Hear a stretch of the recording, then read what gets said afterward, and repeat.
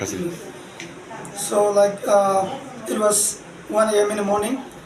We all in this van have slept off, but like one of our brother from this room come and wake me up and called me like saying there is a class down there. So I came down and have heard a complete story about what had happened. So like we were able to beat him. Well, we were able to fight, and this is brother, the sister's elder brother now. So like then so many noise comes, and our neighbors who are living near us, every one of them are coming around.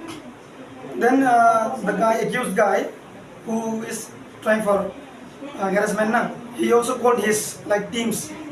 He called his teams, and where he also getting his gangs.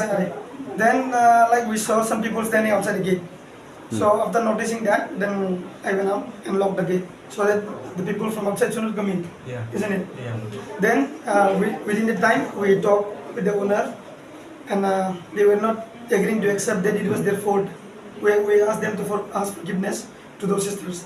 They didn't agree, so we called the police, and the police came by 3 a.m. something. Then we talked with them and sent the accused guy to police station. After that, we went by 5 a.m. we went to women police station at the post office Germany, and we filed a FIR against that guy. And I think women police station will take a strict law against him.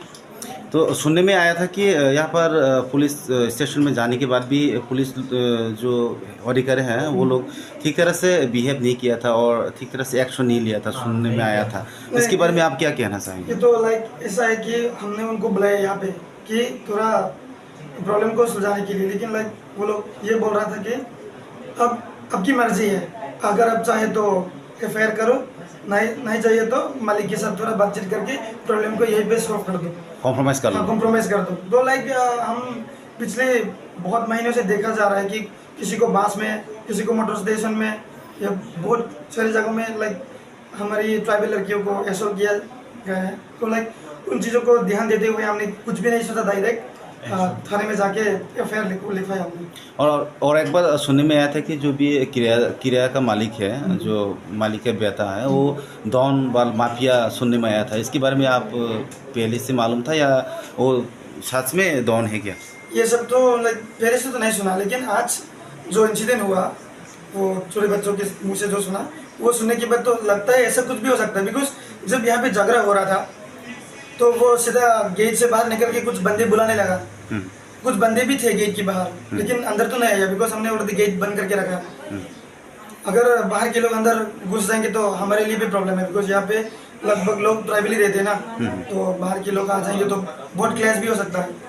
And मैं इस rent पे अभी तक 7th month ही रहा हूँ, तो पिछले 5 महीने बीच में मैंने सुना है कि वो इन दोनों बच्चों को छोड़ के कुछ और लड़कियों को भी असॉल्ट करने की कोशिश किया था।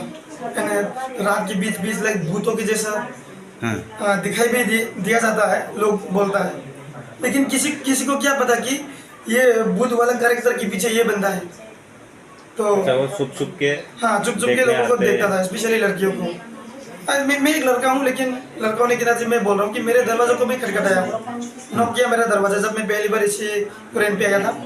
तो मुझे लगा कि मालिक है तो अधिकार बनता है कि रूम चेक करे, हालचाल पूछने में। हाँ। तो मैंने खोला, देखा, तो फिर वो चला गया। तो सेम थिंग कुछ ऐसे ही बहुत सारे रूम्स पे जाके दरवाजा खटखटाया होगा। उसमें अगर लड़की होता तो क्या क्या नहीं बोलता, क्या बहुत कुछ हो सकता है। अब ऐसा हो जाने के बाद आप लोग यहाँ पर रहेंगे या दूसरी जगह शिफ्ट होने के लिए सोच रहे हैं आप? मैं तो ऑलरेडी पहले से प्लान करके रखे कि मैं यहाँ से शिफ्ट हो जाऊँगा। फिर भी इंसिडेंट भी हो गया तो मैं ऑब्वियसली शिफ्ट हो जाऊँगा, और मैं ये भी चाहता हूँ कि यहाँ पे जितने भी लोग रहा है सबको भी यही से शिफ्ट करके कहीं ले जाऊँ। और मैं चाहता हूँ कि अगर गवर्नमेंट एक्शन ले तो ये जो रहना है इसको पूरा बैन करके रखे, बिकॉज भरोसा नहीं है। आज वो कर रहा है, वो तो जिंदगी भर जेल में तो नहीं रहेगा, एक दिन वापस तो आ जाएगा, क्या पता फिर से वो करे। तो